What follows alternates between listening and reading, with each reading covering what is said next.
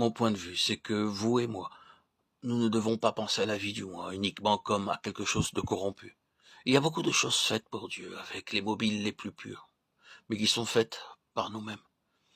Il y a beaucoup de pensées, d'idées, de jugements qui sont sublimes, magnifiques, mais qui sont nôtres et qui, si nous connaissions seulement la vérité, sont entièrement différents de ceux de Dieu. Non, le moi n'est pas nécessairement la chose nettement corrompue. Nous verrons cependant à mesure que nous avançons avec Dieu qu'il se trouve toujours une note de corruption derrière tout ce qui est de nous-mêmes. Dieu connaît tout cela. C'est ainsi que le Seigneur place quelque chose d'absolu à la porte même de son école.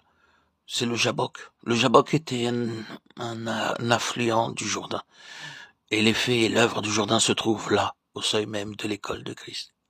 Le Seigneur Jésus a accepté le Jourdain pour entrer dans cette école de l'Esprit pendant 3 ans et demi. Vous et moi, nous n'entrerons pas dans cette école de l'onction d'une autre manière. Il faut qu'il en soit ainsi.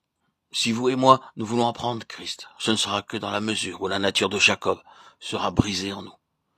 Je ne vous parle pas de façon simplement doctrinale ou technique. Croyez-moi, je sais de quoi je parle. Je connais cette chose comme la plus grande réalité de mon histoire. Je sais que c'est que d'avoir travaillé de toutes mes forces pour Dieu et de prêcher l'évangile de moi-même pendant des années. Oui, je le sais. Je sais quel labeur ardu cela représente. Lorsque le ciel est fermé au-dessus de notre tête, combien de fois me suis-je tenu en chair en me disant dans mon cœur, si seulement je pouvais d'une manière ou de l'autre voir s'ouvrir cette voûte au-dessus de ma tête.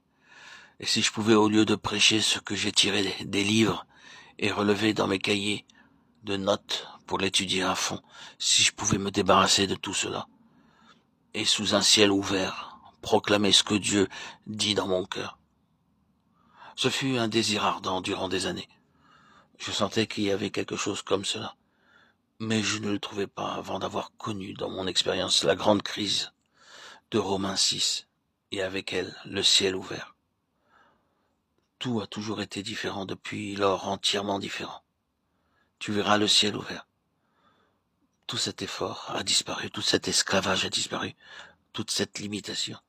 Il n'y a plus de voûte. C'est là ma joie, ma gloire aujourd'hui. Pardonnez cette référence personnelle. Il me fallait dire cela.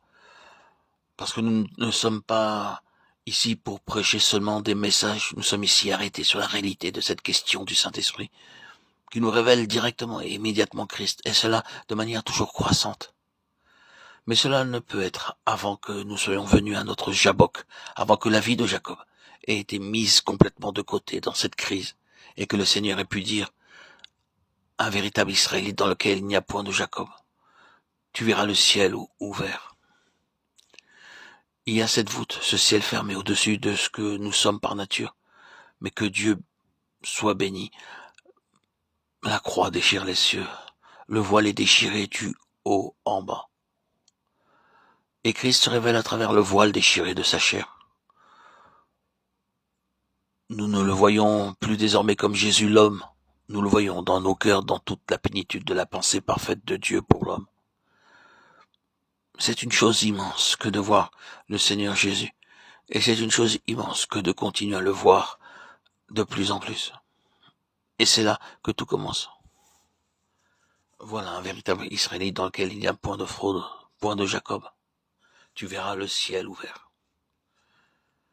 Or, cette parole, tu verras le ciel ouvert, est la nouvelle perspective offerte à un homme nouveau.